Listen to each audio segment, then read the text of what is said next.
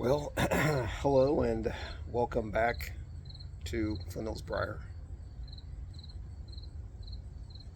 I'm Gareth, still, as always.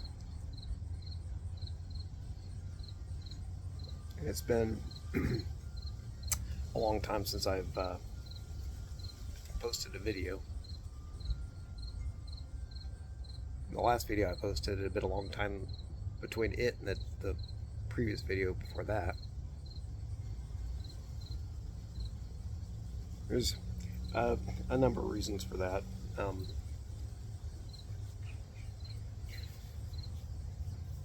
Some better than others, but I've basically just been, the main thing is I've just been busy with a lot of other things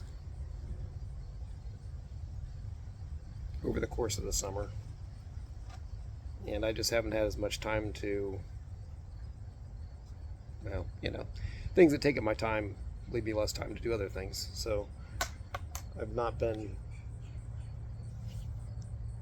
haven't been making videos myself, and I haven't, unfortunately, even been able to keep up with a lot of other pipe community folks' videos. But I do foresee that changing here in the fall at some point.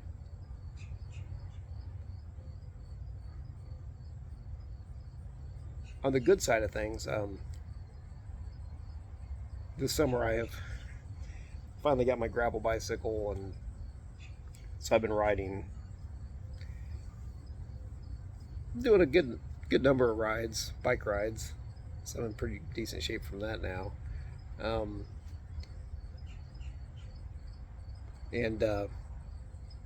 here in about a month, just less than a month now, a month from now, I should be on the Appalachian Trail, actually. Here at the end of September, my wife, her niece, and I are driving out to North Carolina, and they're going to stay with a friend of my wife's, who used to be one of her teachers, and she was a bridesmaid in our wedding. But on the way out, they're going to drop me off at a interstate exit, and I'm gonna, plan is to hike about 30 something miles of the Appalachian Trail, mostly all in 2 days, and then they'll come pick me up.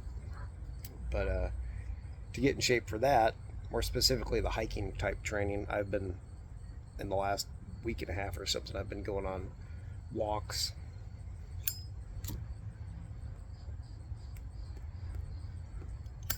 I have a little loop I do,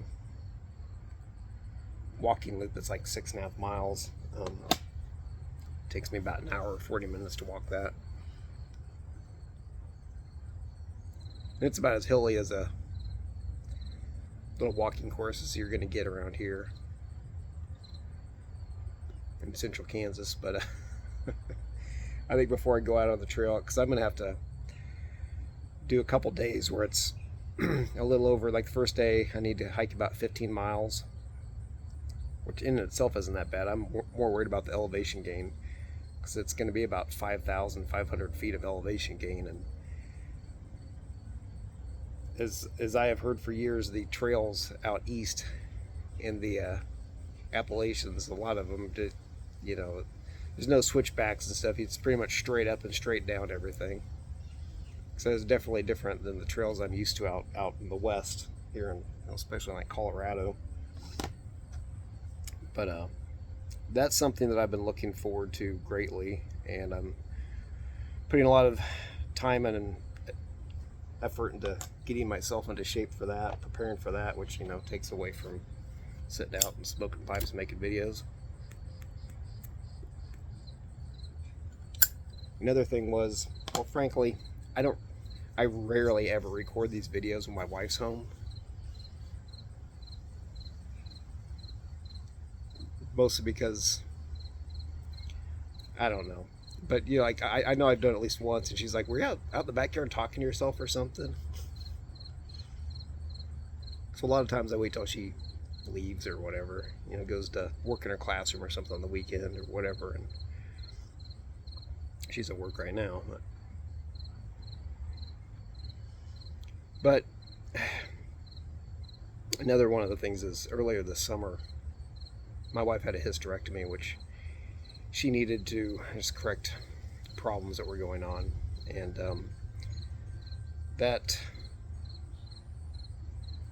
brought an end to a very final, end to the possibility of us having a kid, which she really wanted. I mean, it hadn't really been going anywhere for years. Right after we got married, we got pregnant, but only lasted about 3 months or so.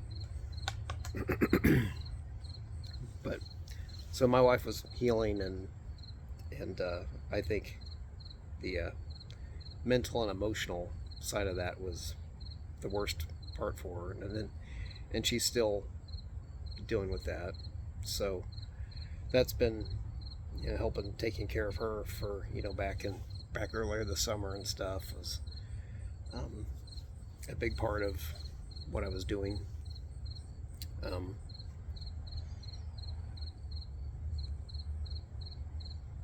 And the latest thing is that about a month ago, earlier in August, I learned that my dad, who was 68, likely had Parkinson's disease.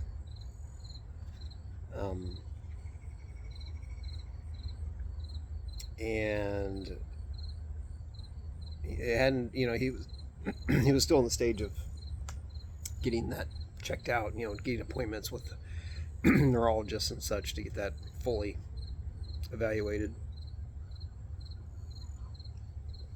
But then 2 days ago, I found out that apparently at that point, over the last 10 days, my mom and dad had noticed that I guess mostly my mom, had noticed that my dad had really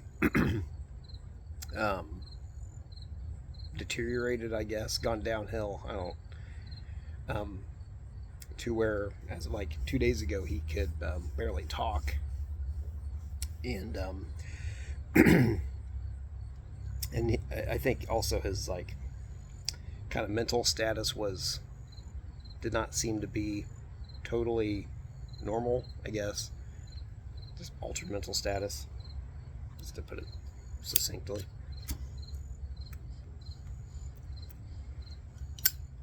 My sister, who is she's a doctor. She lives out Washington, D.C. area. I guess my dad had an appointment with a neurologist at KU at Kansas City's teaching hospital for November of next year. Somehow my sister was able to pull some strings. I don't know if there's any connection, but she went to med school at KU, so apparently she may or may not know somebody there with neurology, but I guess she pulled some strings, and she got my dad an appointment next week with a neurologist. But anyway, 2 days ago, my mom drove my dad to the ER in Kansas City from where they live in Manhattan, Kansas, which is about 2 hours away. And he was in the ER they got there early afternoon. They did some tests or something, and admitted him, so we got a room late that evening. So yesterday, my dad was having a hard time with just stuff. He feels like he's caused a lot of problems, and he's worried about some stuff, which the things that he's worried about, it's just bizarre to me, because never in my life that I can recall have I known him to be worried about things in this way. It's very strange to me. But anyway, Alicia and I drove to Kansas City yesterday afternoon, and my brother and his family came, last night, and so we spent time with Dad, Mom, and Dad in his hospital room. They're going to do a lumbar puncture on him this morning. It's a spinal tap. Take out some cerebrospinal fluid and culture it, see if he has an infection or something, and it can check like the pressures of your intracranial pressure or something with that. Also, this is a radiology type procedure, but I don't do them, so I don't know everything about them. My hope is, so far, that they haven't really found anything necessarily wrong with him that's caused this rapid decline where he has trouble talking. He can talk, but he has trouble talking. One of the neurologists thought that it could be that he has like a I can't remember. There's a term. It's like Parkinsonian, something. It's Parkinson's, but it's changed a little bit. Basically, has that going on with the central tremor, whatever exactly that is, other than just maybe just a normal tremor. But on top of that, he has like an infection, which is causing this other stuff. And I'm hoping they just find some sort of infection they can treat him for, and so he can get back to at least his unfortunate new normal of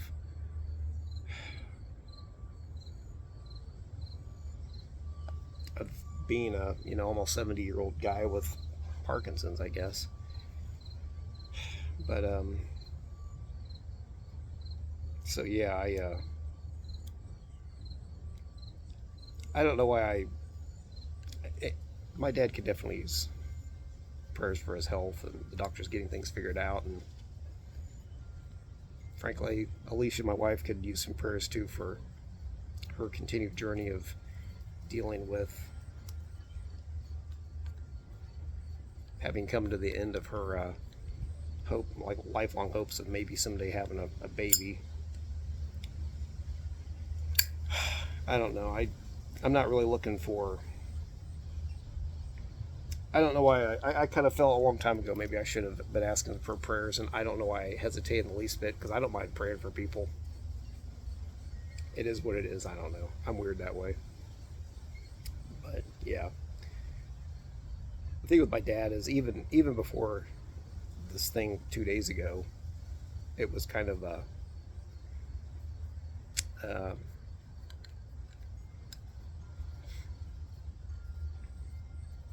I don't want to say struggle or say hard, but I think it's kind of hard to accept the fact that my dad, who was always the person who was healthy and pretty well off physically wise, to see him where he's at now is, or even where he was without the extra stuff that's going on, was a big change. And I've done some thinking about that, and it's kind of hard for me to take in a way, but I guess that's life. You get older, and one way or the other, some things just don't work so well anymore, and you get sick or develop conditions. And I guess I shouldn't be terribly shocked with that sort of thing, but just this isn't what I saw coming anyway. But anyway, that's where things are with my life. Some things are kind of crappy, or pretty darn crappy. I mean, things could be worse. I mean, he could be dead, and he's not, so that's a good thing. And then there's other things that are good, and things that I'm looking forward to, and all that sort of thing. And oh yeah, smoking some Sun Bear Black Locust 2024 in my Savinelli Tundra Canadian, whatever number this is. I'm gonna dump it out on me. 802, I think. I really like the. I think they had a black locust a few years back.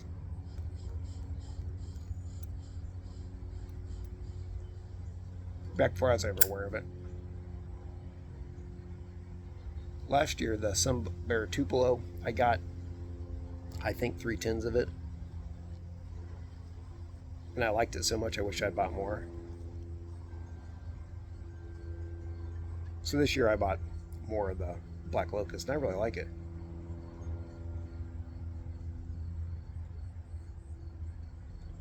I don't know if I necessarily say I like one better than the other. And I'm not really sure. The black, the Tupelo is a year old now, so I don't know if like the topping flavors have changed. I kind of hope it doesn't, because it tasted good when it was fresh. Still tastes good, but I don't know. It may have changed somewhat. I would hope that honey would be fairly stable, because honey doesn't ever go bad. They talk about like digging up like 3,000-year-old honey and stuff in like Egypt, and how like some of the excavators were hungry so they ate it and stuff like that. Like how honey never goes bad, sort of thing. I would assume it dries out or something, but especially in the Egyptian desert. But anyway, I really like the Sun Bear. I kind of hate to say it, I haven't been smoking as many Virginia blends over the last 6, 9, whatever months.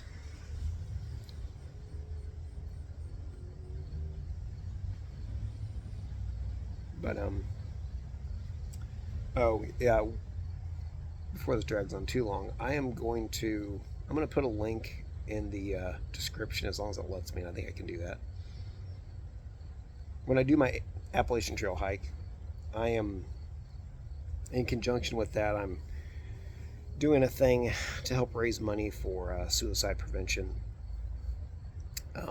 It's a thing called 46 Climbs, where you go out and climb a mountain or mountains, or hike a trail or whatever. You're supposed to do it this coming week for Suicide Prevention Week, but I just have to do it when I can do it, to raise money for suicide prevention. And I'm doing it in honor of my brother-in-law, Rick, who died 4 years ago in April of 2020. So the first year I did it, I was really amazed at how much, I thought I'd raise a few bucks, like $100 maybe, but I far surpassed that.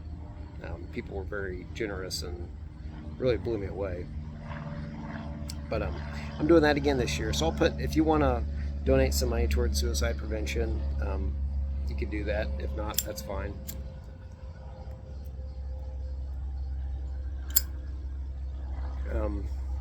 But yeah, my dad definitely could use some prayers. Alicia could use some too. But that's what's been going on with me. I haven't gone anywhere. I'm still around. I'm still puffing on pipes. But she'll get back to making more videos and catching up with, keeping caught up, whatever, with folks better. I've just been distracted and busy with stuff. But anyway, thanks for watching. We ramble this long. This video wasn't supposed to be this long. But anyway, I'm Gareth with Flint Hills Bar. See you next time.